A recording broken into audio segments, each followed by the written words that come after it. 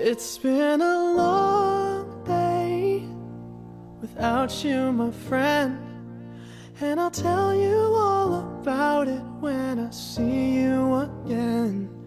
We've come a long way from where we began. Oh, I'll tell you all about it when I see you again. When I see you again. You know, all the planes we flew, good things we've been through, that I'll be standing right here talking to you about another path. I know we love to hit the road and laugh, but something told me that it wouldn't last. Had to switch up, look at things different, see the bigger picture. Those were the days, hard work forever pays. Now I see you in a better place. How can we not talk about family when family's all that we got? Everything I went through, you were standing there by my side, and now you gon' be with me for the last ride. It's been a long day without you, my friend, and I'll tell you all about it when I see you again.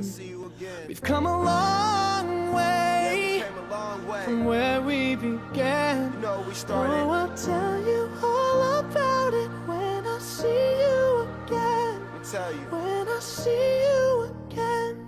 It's been a long day without you, my friend, and I'll tell you all about it when I see you again. We've come a long way from where we began. Oh, I'll tell you all about it when I see you again. Good evening, members of the Bereaved family, brothers and sisters of the faith, ladies and gentlemen, good evening. The necrological service of the Knights of Columbus in honor of our departed brother, Sir Knight Manuel Cortez, will now begin. Everyone is requested to turn off or put in silent mode all their communication devices and to observe silence during the proceedings. Please refrain from clapping after a speaker delivers his or her messages. You may reserve your appreciation at the end of the program. Thank you very much.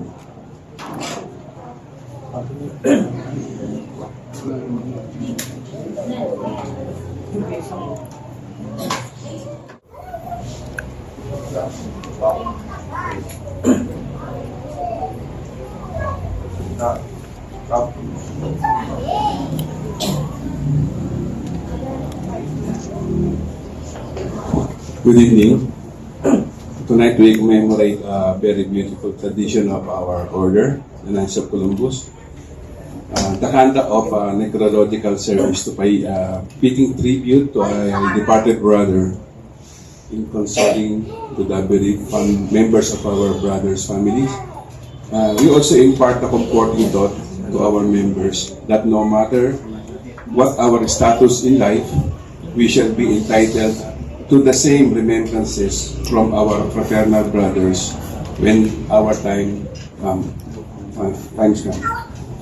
To let everyone feel the importance of this occasion, the leadership of our council, our district, and our assembly have joined us in this significant moment to express and exemplify to everyone that we are truly united with one another in life and in death. Present with us tonight is our District Deputy, Sir Knight Gary Pasco, our Grand Knight Gerson Pasco, and our faithful navigator, Sir Knight Bonji Serapin Bernardino. We will now be addressed by our District Deputy, Gary Pasco, for the order and its death.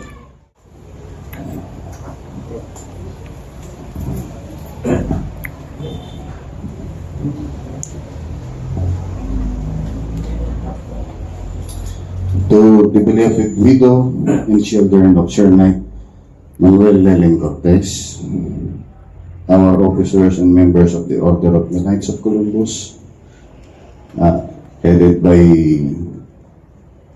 yours truly and the Grand Knight of Council 13 to 13, Gerson K. Pasco. Tonight, brothers and sisters in Christ, we ask you to participate in the necrological service in honor of our departed brother, Sir Knight Manuel Cortez, past Grand Knight of our Council, who belong to the Knights of Columbus, St. Anthony of the Child Jesus, Council 13 to 13, District A18, and the San Antonio de Padua Assembly, ACN 3649. What used to be the tradition in our council is now an obligation that we impose upon ourselves, the living, the so-called knights, militant, who are still doing our pilgrims on earth in this life. We are offering this necrological service in response to our fraternal duty to aid a departed brother continue his journey to the bosom of the Lord of our God. We thought in our years of formation and preparation that not all who die goes to heaven immediately, or they pass in purgatory, where they have to stay until they have atoned for their sins by their sufferings. Until such time, they could continue the journey to heaven. Thus, through these necrological services, we hope to be the means for his speedy release from purgatory, a duty we have obliged and pledged ourselves to do to aid him by our prayers. We have also been taught that death is not the end of life, but the beginning. That this life that we cling to so lovingly has very little to offer us.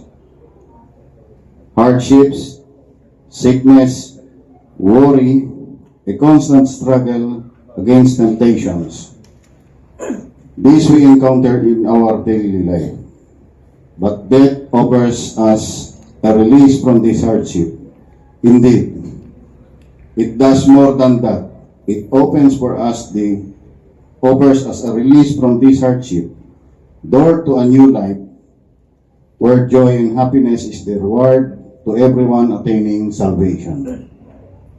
How fittingly this sentiment expressed by an English priest, a convert on his deathbed, when asked if fear his approaching death. He replied in words such as this: "Of course not. Why should I? I have been waiting all my life for this moment." Yes, brothers and sisters, this should be the sentiment of every member of this council and of everyone here present.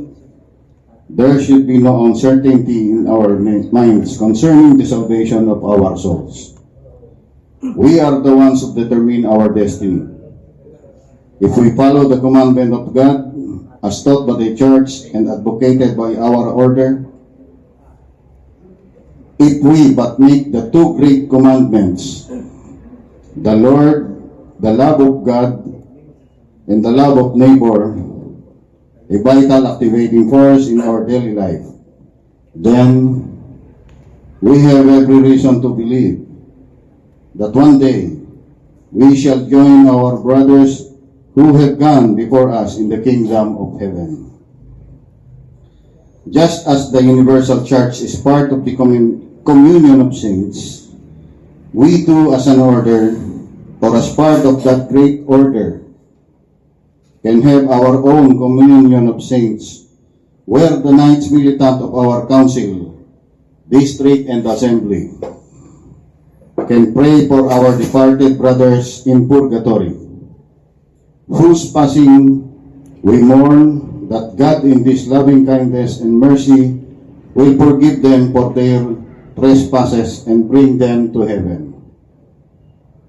Thus, we can be certain that we both militant and sufferings will receive the blessing of Almighty God, though the intercession of those members of our order who have already attained sanctified in the kingdom of heaven.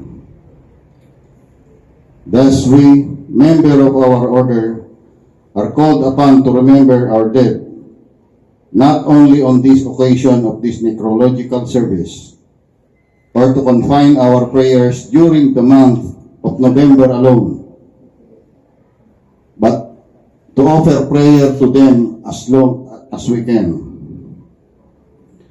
And whenever their names are mentioned in any of our gatherings, let us pause for a moment and pray for their eternal happiness. This is what we believe in our order, and it's dead. This is why we have these necrological services to impart to the members their fraternal prayers and duty.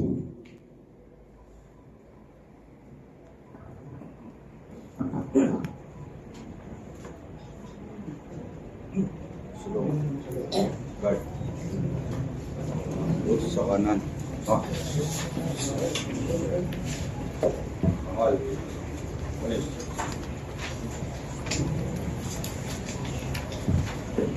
Oh.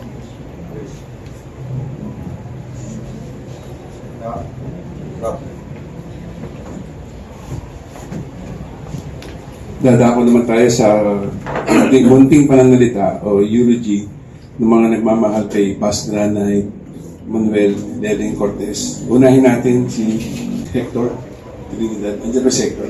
Yes. Si Sir Hector. Bilang isang kaibigan, ano ba masasabi mo kay namayapan nating kapatid? Magandang gabi po sa inyo lahat.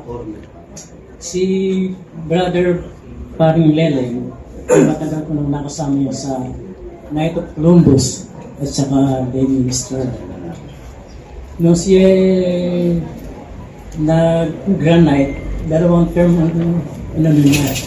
Ako naman ang financial secretary noon. Yun ang aming pagsasama sa...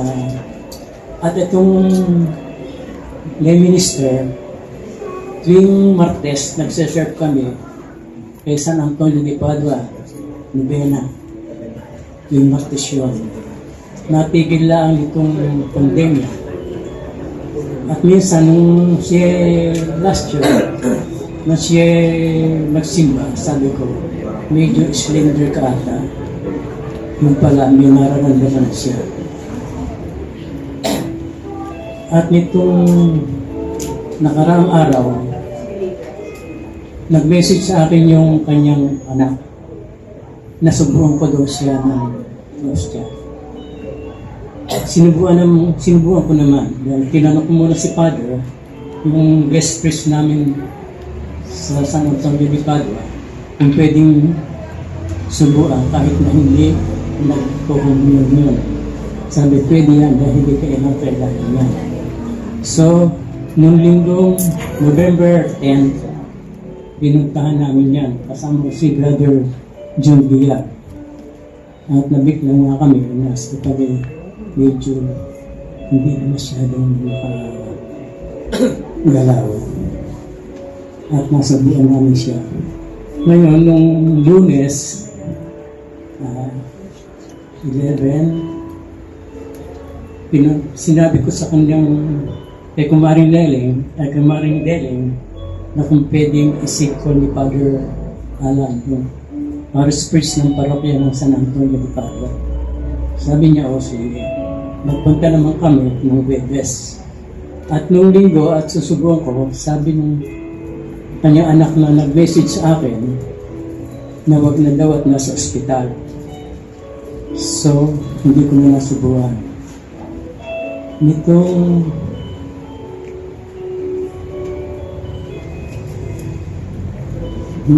nasiko ni Father Alan.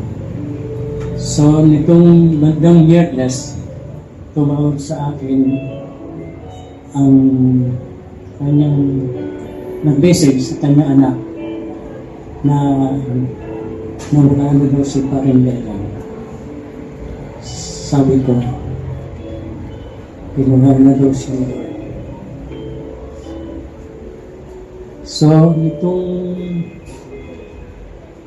kaya ko siya pala ay naging kumpare ko dahil sa inaanak niya yung aking anak na bunso sa kasal.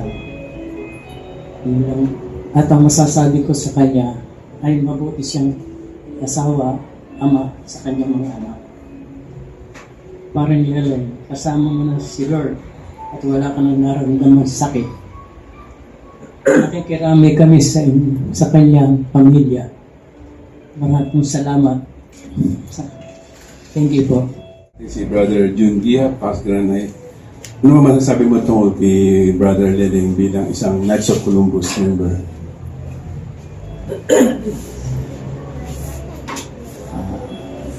Isang mapagpalang gabi po sa ating lahat. Bilang miyembro ng Knights of Columbus, masasabi ko lang po ay napaka-aktibo niya at nagawa niya lahat ang mga katuruan ng bilang isang miyembro ng Knights of Columbus. Yung tinatawag na kapatiran namin, pagmamahal sa Diyos, pagmamahal sa kapwa, pagtulong sa kapwa, at pagtulong sa mahihirap. Nagawa po niya lahat yun bilang isang member ng Knights of Columbus. Naging member po siya noong 2008, first and second degree, third degree 2009, at 2015, naging granite po siya. 2015 to 2016, 2016 hanggang 2018 ay granite siya. Ibig sabihin, 2 beses po siya naging granite. Siguro malalaman nyo o alam niyo na ang dahilan kung bakit 2 beses siya naging granite. Inahalal po namin yung granite. Siguro po, talagang magaling po siya. At hinahangaan namin po siya dahil parang isang baka nga yung alam niyo ba yung inahing manok, maalaga po siya sa miyembro. At siguro po talagang nadama namin na isa siyang leader. Kaya po twice po siyang naging granite. Gusto po namin siyang ihalal uli bilang granite uli. Kaya lang po, sabi niya, bigyan naman natin ng pagkakataon yung iba. At sa loob na pagiging granite niya, 2 beses po siya nakatanggap ng award. Galing po sa United States.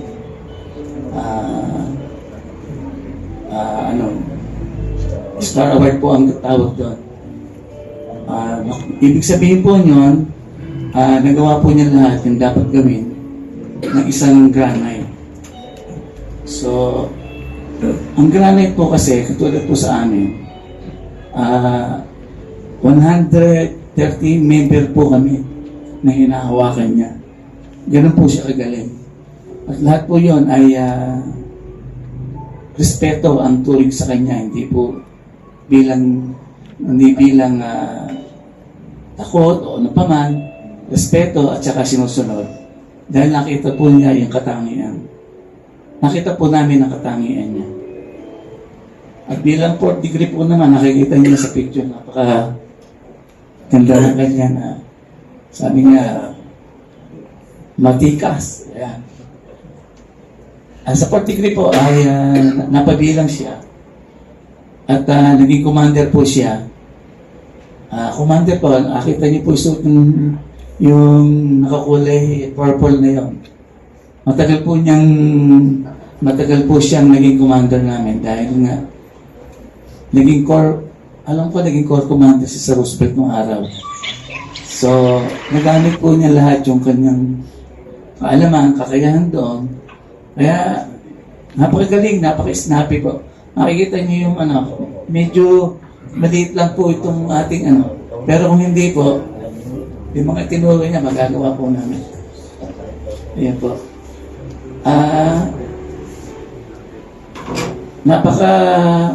Alam niyo yung bilang isang knights, alam niyo bang bilang isang leader, nakita po namin yung kanyang pagmamalasakit sa amin. Hindi lang sa amin, sa simbahan, alam niyo po bang yung luhudan doon? Siya po ang nagpagawa noon. Project po ng KCO. Pero, ang alam ko po, lahat ng mga gamit niya sa gawaan, dinala niya ron. Ganun po yan si Karen Leleng. Oo, yun, ganun po. At saka in-offer po niya sa amin yung resort niya sa Santa Maria. Enjoy naman po kami lahat doon. Wala po kami kahinahinagap na may dinaramdam na siya noon. Pero napuna po namin kasi binati ko siya. Pare, pag slender ka ngayon, sabi niya, pare, kita mo naman, dami kong pinagawa dito, ako lahat ng gumawa niya. Sabi niya, kaya hindi kami nag-aalala. Huli na, nang malaman namin. Ang nagkakwentuhan po kami, sabi niya sa akin, parang tama ako sa kulong. Tapos sabi niya, pero maigi na. Sabi niya, kaya lang, parang inoobserbahan yung baga ko. Gano'n. Tapos sabi ko nga sa kanya po, paano pare, sabay tayo. Kasi po, meron din po ako, na-opera po ako, natanggalan po ako ng mask. Kaya nga, pagka nagkakamustahan po kami, palakasan ng loob, gano'n. Salamat na lang at sabi nga si paring Leleng, wala na siya nararamdaman sakit. Mapayapa siya. Sa tingin po namin, bilang isang member ng Knights, yung nagawa niya sa bayan, nagawa niya sa kapwa-tao, sure po na kapiling na siya. Salamat po, yun lang po. Maraming salamat, Brother Jun.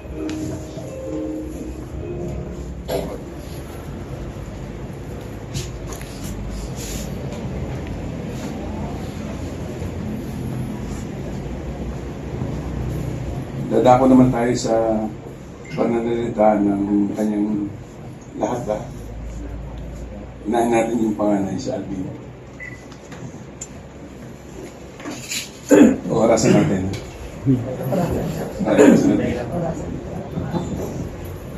Maraming salamat po sa... Ako nga po pala si Alvin, ang panganay na anak ni Leleng.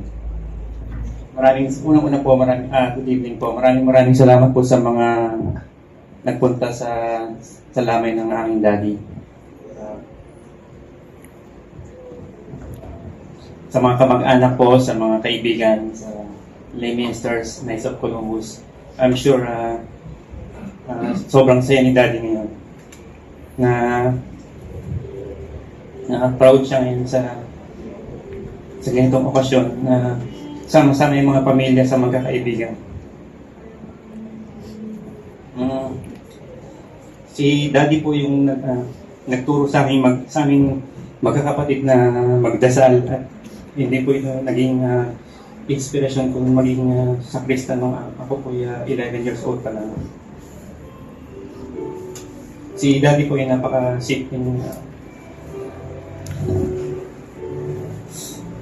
napakasimpleng tao po. Wala pong kaarte-arte po yan sa buhay. Siya po yung naging ehemplo ko po personally.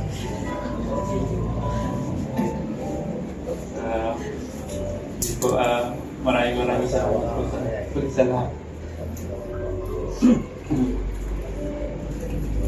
Papasok na po sa akin. So ikaw pala magmamana ng sword ng daddy mo. Anong degree ka na ba? Baka first degree ka pa lang. Ala. Si Samir? Samir ba ito? Samir. Ito medyo kamukha ng daddy niya.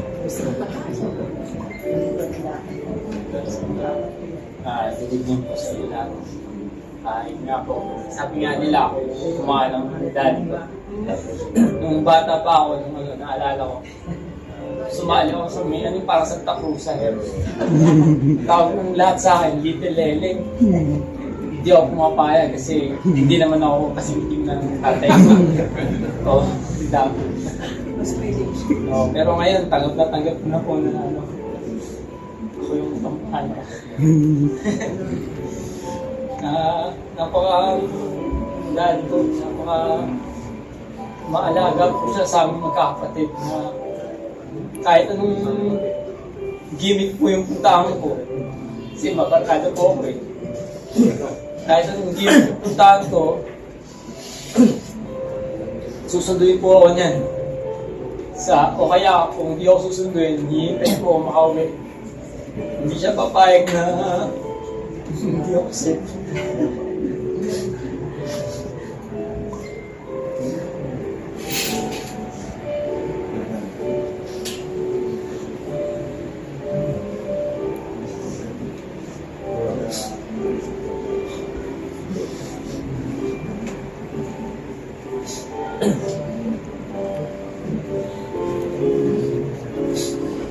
Suportahan niya ako sa lahat ko ng gusto. Iakatid niya ako sa mga basketball o kahit nung lahat ko yung gagawa ko to support. Kahit na hindi ko siya, kahit sasabihin niya, mag-focus ako sa pag-aaral ko.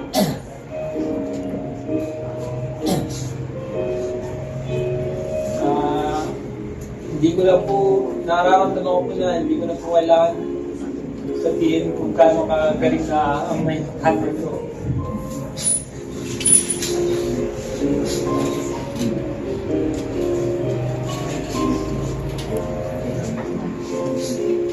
Nakita ko po na kahit yung mga ano na po, kahit yung mga pamangkin niya o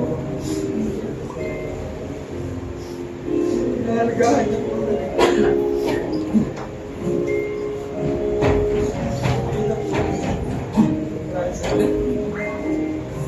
Alam ko lang sino yung paborito. Ito pala yun. Si Raisa.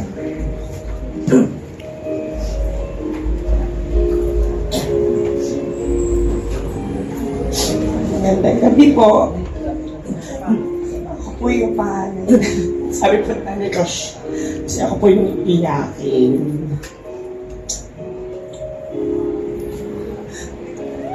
Ito nga, sabi ko sa daddy ko, kaya ko na.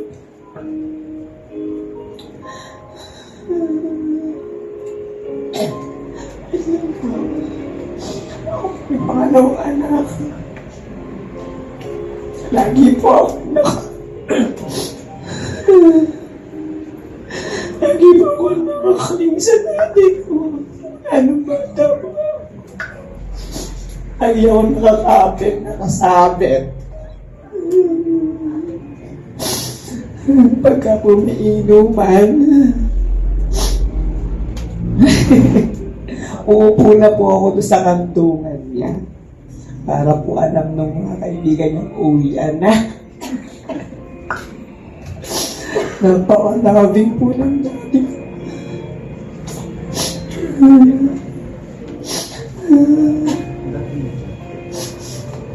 Sobra pong labing na.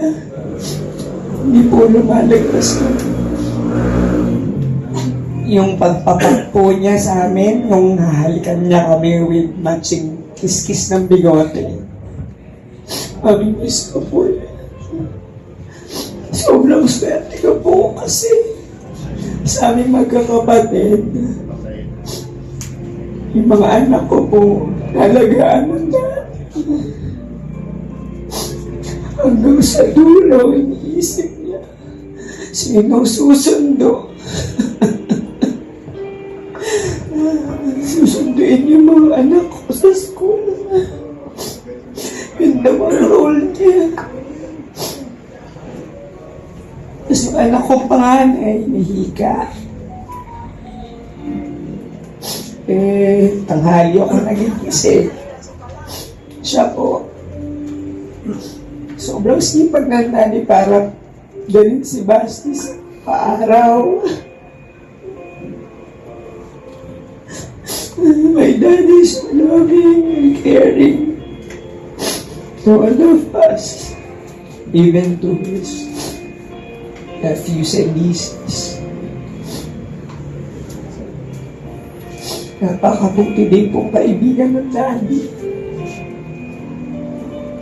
Mahal na mahal po siya ng mga kaibigan.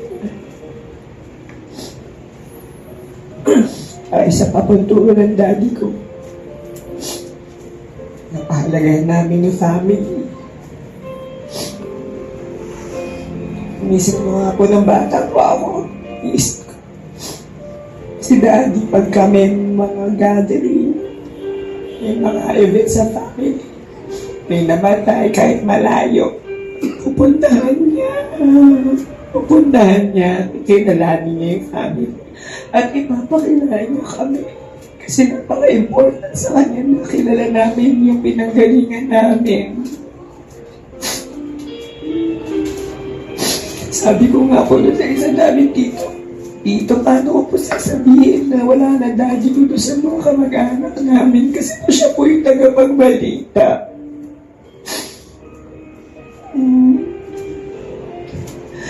Sabi ko sa Daddy, okay na ako. Kasi nakikita kita masasama. Let go ko siya. Daddy's girl. Because sa sarili ko. Kaya sobrang mamimiss ko mo ang daddy ko. Hindi ko alam pa.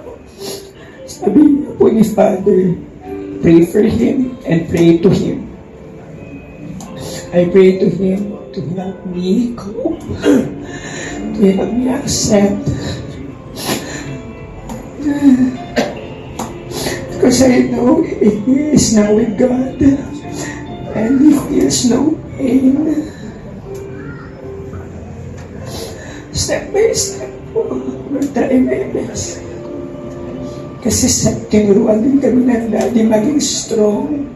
Napaka-strong po ng daddy. Salamat po sa mga nagmamahal, sa mga nandito. Sobra po, na-appreciate ko lalo na po yung mga kamag-anak namin. Salamat. Ramdam na ramdam namin yung overflow ng pagmamahal niyong lahat. Hindi ko alam kung sorry po mababa na. Gusto ko lang po ibuhos yung appreciation ko po sa inyong lahat. Kasi po, sabi ko nga sa daddy, mission accomplished. We are so proud to be your kids. We are so proud to say our daddy is Leleng.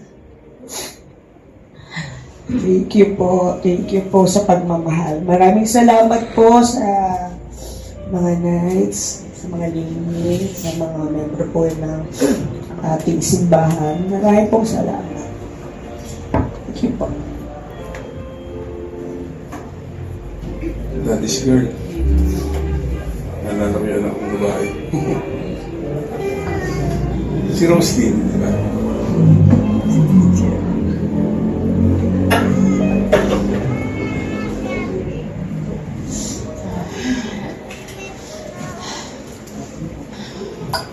Magandang gabi po. Ako po si Roslyn o Aline, ang bunsong anak po ng daddy. Ako ang pinakamaiksing panahon na nakasama ng daddy. Sa aming magkakapatid, sabi ko parang nadadayaan ako. Ako yung bunso, ako yung pinaka-counting years. Pero maswerte po ako kasi naalagaan ko si daddy. Ako po yung kasama ng mamit daddy sa hospital. Sabi ko sa daddy, hindi ako magdadalawang isip, unahin ka. Kahit absent ako ng madaming beses, maraming trabaho, pero isa lang si daddy. Napakaswerte ko po, napakaswerte namin magkakapatid na si Leleng yung daddy namin. Kaya po kahit na 31 years lang ako. hindi. Sabi ko sana, habang buhay, kalahati pa lang siguro ng buhay ko. Madala ko pa rin yung mga tinuro ni Daddy hanggang sa pagtanda. Sabi ko, nung nagkasakit ang Daddy, nakatingin siya sa bintana doon sa loob kami ng ospital. Sabi ng doktor sa kanya, magpakimo nga, 10 taon ka pa. Sabi niya, ayun nga, 10 taon. Kasi gusto pa niyang makita yung mga apo niya sa akin daw. Kaya sayang, hindi ako napagod alagaan ng Daddy. Simula December hanggang sa mag-iisang taon na kaming balik-balik na panood ko, nasubaybayan ko yung hirap ng Daddy ko. Kaya, yung kanina nabanggit dito, yung purgatorio, sabi ko, Lord, huwag mo nang patambayin si Daddy sa purgatorio. Sana kung hindi man kalabisan, Lord, unahin mo na siya. Unahin mo na siyang iakyat, please. Makita na niya yung makapagpahinga na talaga siya. Kapag nakasama ka na niya, makasama niya na yung Panginoon. Sobrang faithful servant ng Daddy namin.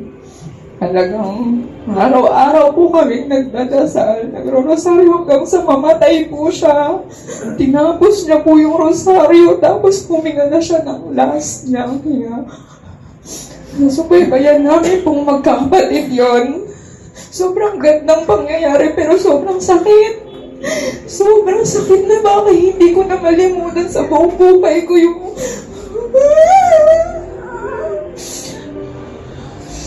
Rosaryo kaya, pipilitin ko, Daddy. Magro-rosaryo ko araw-araw. Kasi yun yung pinakaalaala ko na iwan. Tinapos ng Daddy ko yung rosaryo. Lagi na sinasabi, Mama Mary, I love you. Mama Mary, please. Unahin mo si Daddy, ha? Make him rest in peace na. Isang taon kami naghihirap, isang taon siyang hindi na nakapatulog. Masaya akala ko nung una. Ginawa ako na makita siyang tulog na, pero ito yung sakit na hindi nababaunin namin magkakapatid. Maraming salamat po. Ganito namin kamahal ang Daddy. Biglang umuwi po yung mga kuya ko. Dahil mahal na mahal namin mga magulang namin. Bigla silang umuwi. Maso hindi lang makauwi yung isa kong ate dahil nakapanganak lang. Kaya po, kahit pa paano, ramdam na ramdam po namin yung pagmamahal. Naging stronger kami bilang family. Kahit masakit itong pangyayaring ito, napatunayan ko na pinalaki kami talaga ng magulang namin, lalo ng Daddy. Hindi yan nagsawa na magdisiplina, hindi nagsawa palakihin kami ng maayos. Maraming salamat, Daddy, kahit sobrang mamimiss kita. Tatanggapin namin kasi para sa'yo din yun. I love you, Daddy. I love you so much. Thank you po sa lahat. Salamat. Yung Daddy ko, macho yun, pero iyakin yun. Kaya, kung may tumutulong sa amin, lumiiyak yan eh. Pag may tumutulong sa amin, kaya yung mga nagbibigay sa amin ng tulong, sigurado ko, umiiyak yung Daddy yun. Maraming salamat po ulit. Salamat, Rosalie. Bilang ba tayo sa? Paano yan? Sunod tayo, guys. Naka-live yan.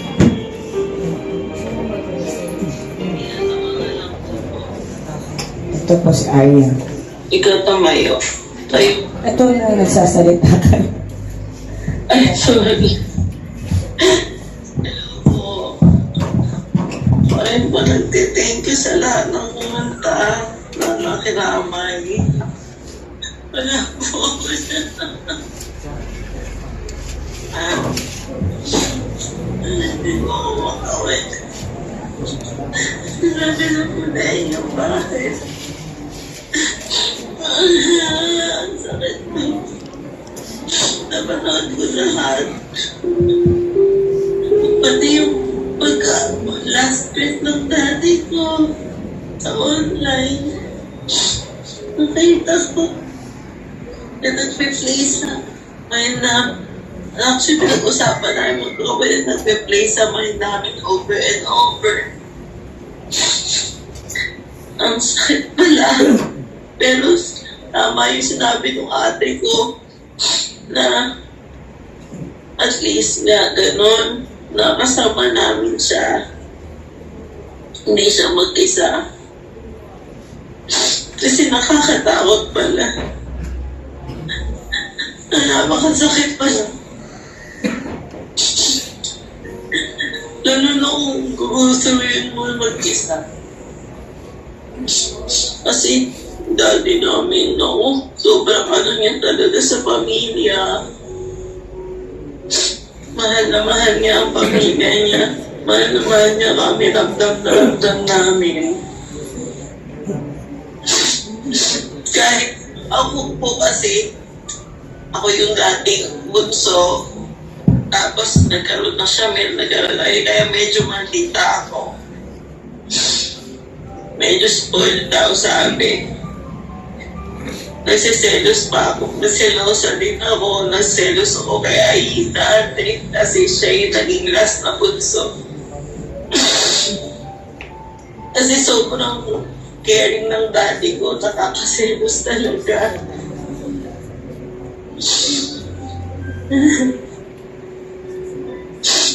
Tapos, ang strong niya. Siya yung rason kung bakit kaya ko na mag-ibang bansa, kaya ko mag-try na kung ano-ano, kasi alam ko na pag meron akong nagkamali ako, someone will catch me, someone will accept me again, someone will be there for me. Sobrang laking loss ng daddy namin. Daddy ko, sobrang laking loss para sa amin na wala si daddy. Sabi ko ba dun sa asawa ko, hindi mo na ako pwedeng ibalik. Binibiro ko lang, pero ang gawin lang,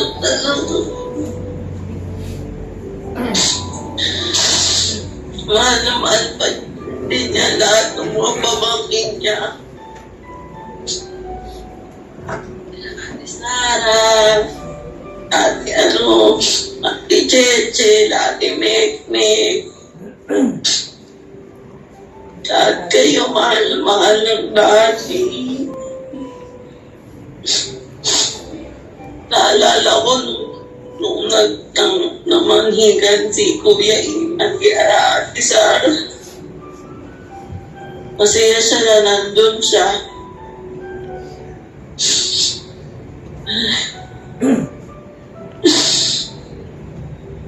Daddy.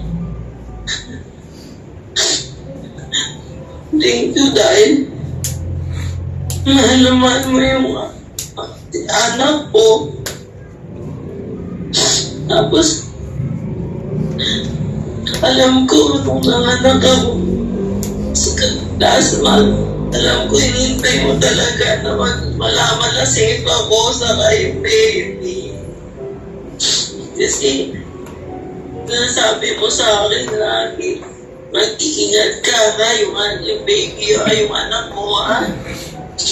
Tapos basta okay yung mga apo mo, okay ako. Kaya magiging strong ako, pero kailangan ang tulong mo.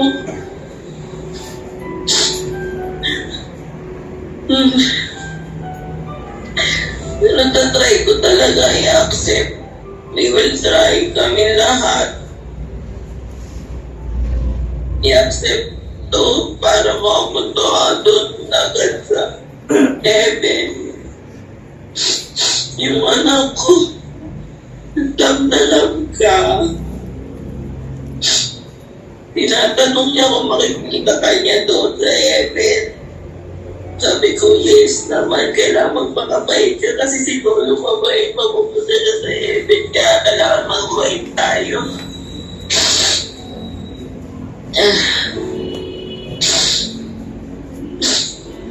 Sabi niya, miss na miss ka niya. Nagulat siya.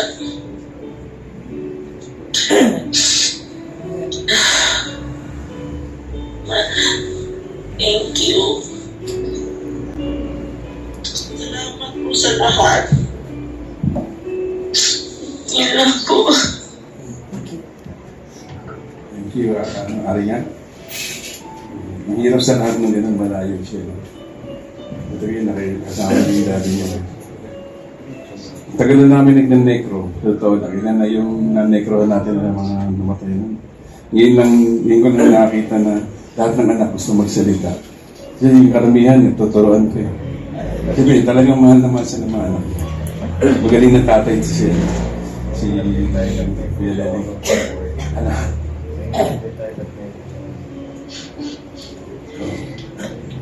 Anyway, balik na tayo sa programa. Tutungo tayo sa presentation ng Knights of Columbus San Antonio de Padua Council, St. Anthony of the Child Jesus Council. So after the eulogies, we will now proceed to the presentation ng St. Anthony of the Cross, which will be followed by the resolution of condolence in the presentation of the fraternal assistance by Donna. Sila ito. Sila ito. Sila ito.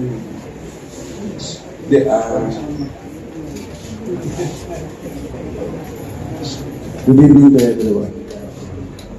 All of us are aware that when one dies, his body is left on earth to turn to dust. But his soul goes up to heaven. Many, however, do not go to heaven immediately, for no one is without sin, as Jesus said. Let him who has not sinned cast the first stone. We have heard at the start that many souls have to pass through purgatory, from where they wait for the verdict of the Lord on how soon they can proceed to heaven. But then, prayers of those who are left behind will hasten their journey to heaven.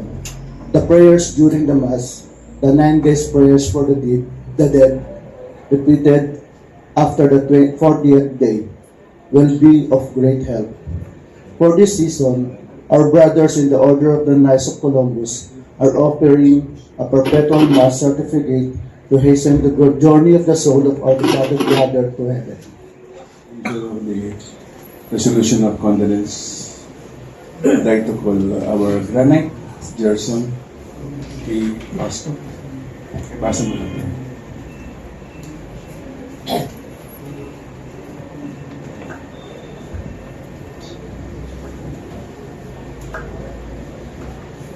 Good evening, everyone. Resolution of Condolence, Council number 3213, in memory of Brother Sir Knight Manuel L. Cortez, PGK, whereas it has pleased Almighty God, in His infinite wisdom, to call from our midst our beloved brother who departed this life, November 20th, 2024. And whereas, by his death, our council has sustained the loss of an extraordinary Catholic gentleman and worthy Knight of Columbus, therefore be it resolved that our departed brother be remembered daily and special Mass offered for the repose of the souls of all deceased brother knights at St. Mary's Church, the birthplace of the order in New Haven, Connecticut. Be it further resolved that while we bow in submission to the will of our Heavenly Father, we mourn the loss of our brother who has been taken from us.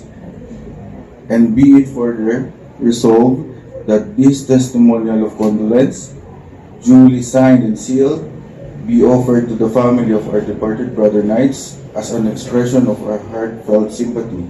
Signed by yours truly, Grand Knight Sir Knight Gerson K. Pasco.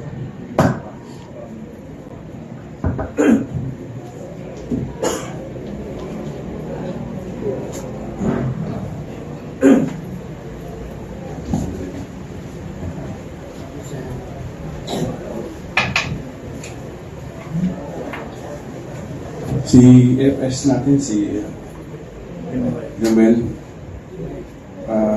iabot yung ating cheque.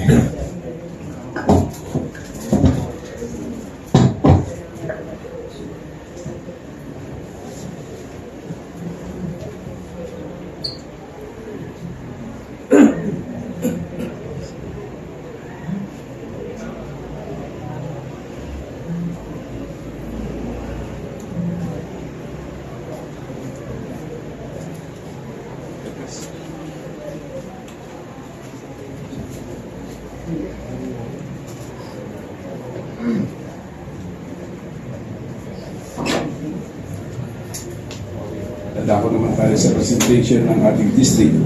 District A18, Diocese of Antipolo, headed by our District Deputy, Gary Pasco, to hand over the Perpetual Mass Certificate. Ano siya isa? Yung Pasco.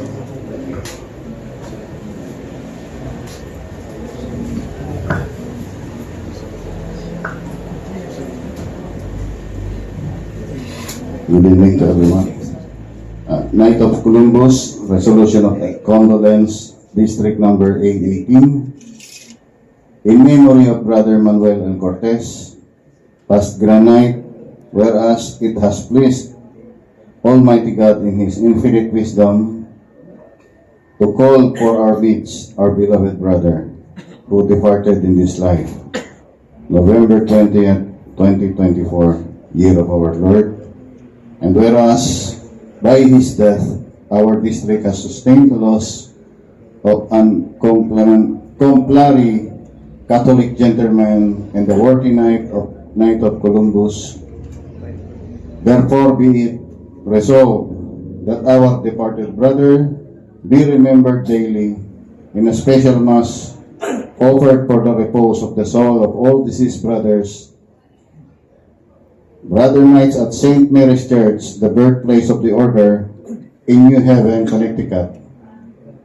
Be it further resolved that while we bow in submission to the will of our Heavenly Father, we mourn the loss of our brother who has been taken from us. And be it further resolved that this testimonial of condolence, duly signed and sealed, be offered to the family of our departed brother Knight as an expression of our heartfelt sympathy. Signed, Gerardo J. Pasco, past Grand Knight, Pastor and District Deputy, Diocese of Antipolo. And a certificate coming from the Knights of Columbus Supreme Council is awarded to past Grand Knight Sir Knight Manuel L. Cortez of Council 13-13, Saint Anthony of the Child Jesus, whose dedicated leadership has brought honor and glory to this jurisdiction and our order. Signed, Patrick E. Kelly, Supreme Knight, Patrick T. Mason, Supreme Secretary.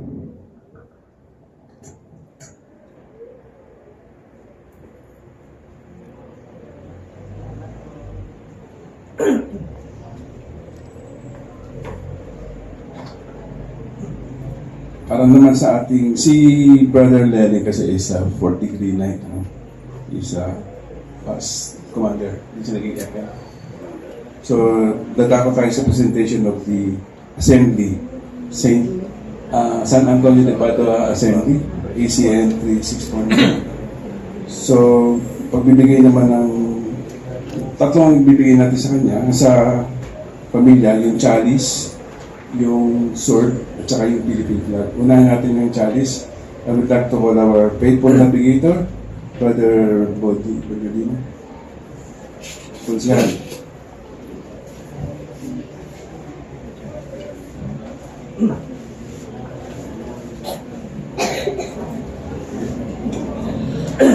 Pagkakaloob ng ating kalis. Noong unang panahon, nang ang kabalyerista o knighthood ay tinuturing na matibay na haligi ng bansa at simbahan. Kapag ang isang kabalyero ay nahimlay na sa banig ng kamatayan at napapagligiran na ng magbabang bulaklak ng kanyang hari. Bilang pagkilala sa kanyang kagitingan sa panahon ng digmaan o kapatid sa kanya ang lahat ng karangalan, maaaring pagkasilbing halimbawa sa iba o sa iba pang kabalyero. Sa ating pumanaw na kapatid na SK Leleng Cortez, nang siya ay nabubuhay pa ay isinabuhay ang 4 na simula ng Knights of Columbus. Ang mga ito ay unity o ang pagkakaisa, charity o ang pagkakawanggawa, fraternity o pagkakapatiran, at patriotismo o pagkamakabayan. Sa Knights of Columbus, ang ganitong kapuri at tatatanging gawain at paglilingkod sa Diyos sa bayan, sa kapatiran at sa kapwa ay pinaparangalan. Subalit ang parangal at gantimpala ay hindi material kundi isang espiritual. Spiritual lang bagay na angkop lamang sa kanyang pinamalas na paglilingkod at pagmamahal sa Panginoon upang mapanatiling buhay ang alaala ng magandang halimbawa ng kanyang buhay bilang tunay na Kristiyano at bilang pagpapadama ng aming pagmamahal sa kanya. Ang Marikina Valley Assembly ng 4th Degree Knights of Columbus, San Antonio de Padua, ay magkakaloob ng isang ginuntuang kalis sa kanyang asawa, mga anak at pamilya sa harap ng mga kamag-anak at kaibigan. Sa bandang ibaba ng kalis na ito ay nakatitik ang pangalan ng ating yumaong kapatid.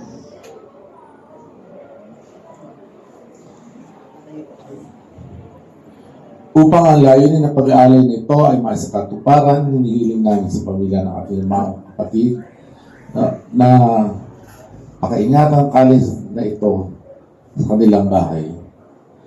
Manapay pagkaloob ito sa isang bagong nagpapari o sa isang paring misyonaryo. Sa tuwing gagamitin ang kalis na ito sa pagdiriwang ng misa, siya ay maaalaala sa panalangin ukol sa ikatitiwasay ng kanyang kaluluwa. Sa ngalan ng pamunuan ng Marikina Valley Assembly bilang faithful navigator, San Antonio de Padua ay kinaralangal ko pagkaloob sa inyong kalis na ito bilang tanda ng aming pagmamahal at pagpapahalaga sa aming pamanaw na kapatid na si SK Leleng.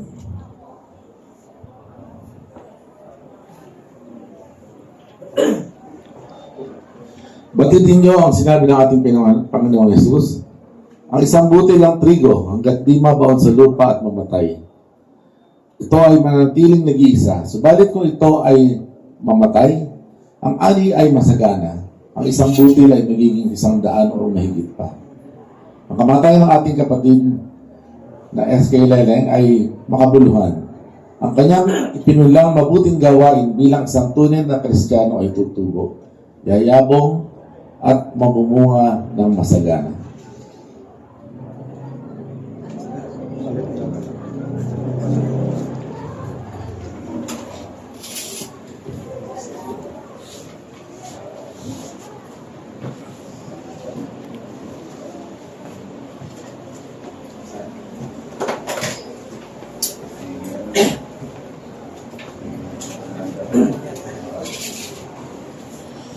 Ang pagkakaloob ng espada.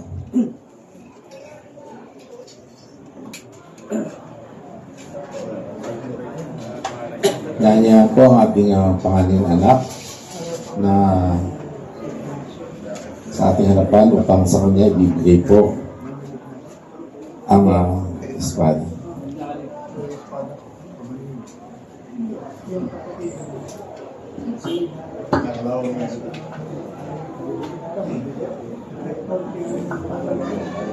Alvin, ikaw ay isa sa anak na malaki, malakas at matatag na lalaki.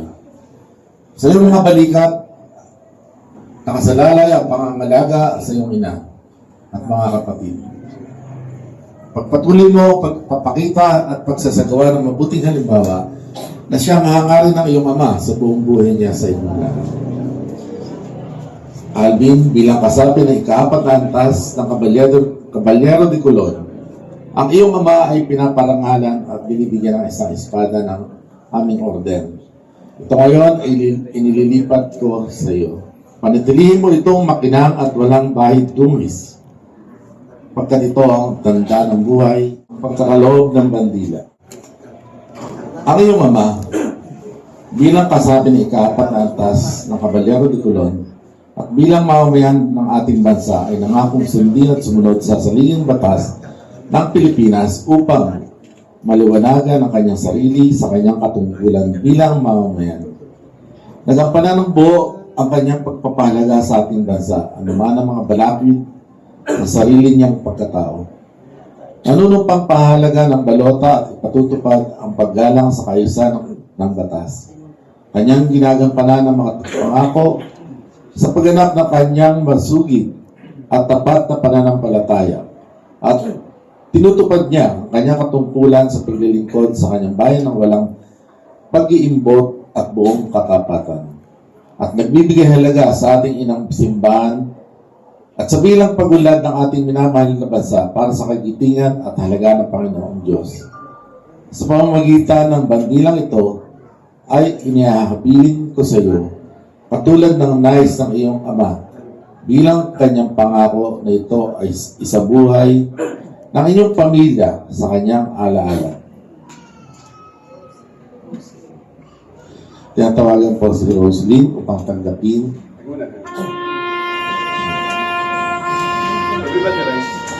mayroon po tumayo ang lahat bilang paggalang sa ating matawag.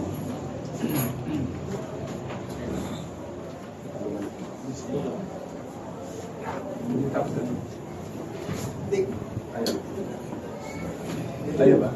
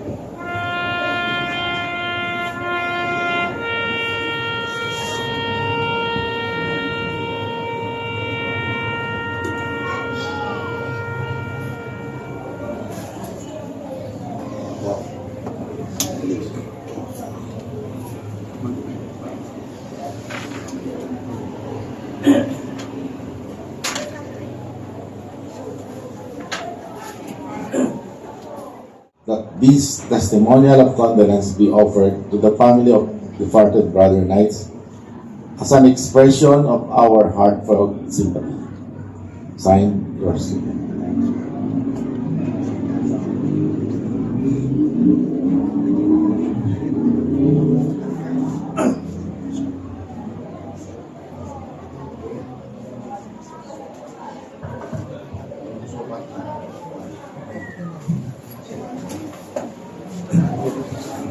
Maraming salamat, faithful na ganito. Sa ngayon naman, natatakot tayo sa response ng pamilya. Kaya ba magsalita ni Mrs. Cortez? Si Ma'am.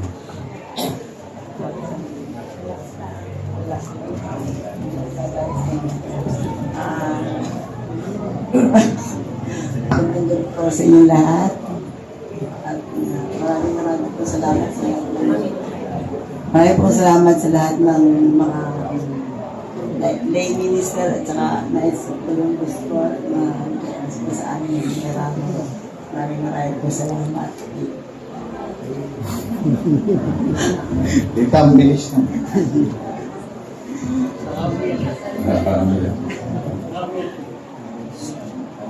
So, closing prayer tayo.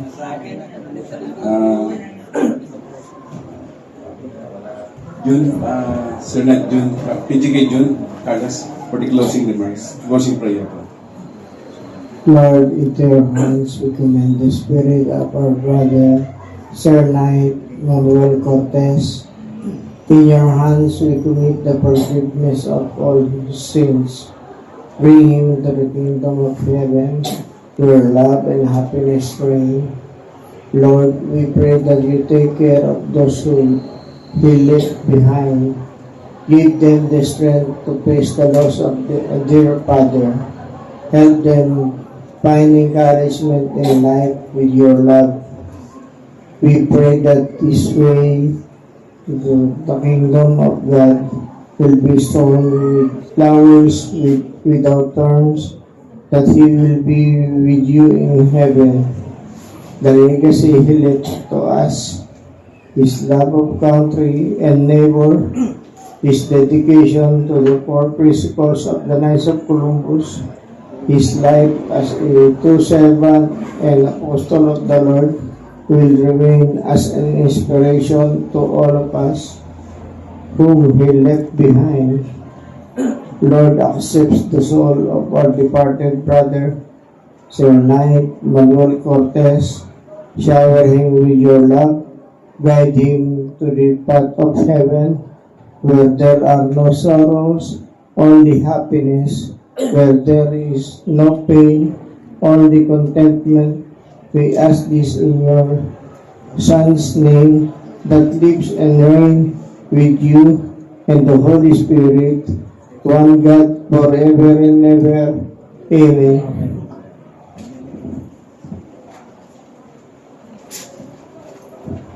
To pray our last respects, we'd like to request all the brother knights to fall in line.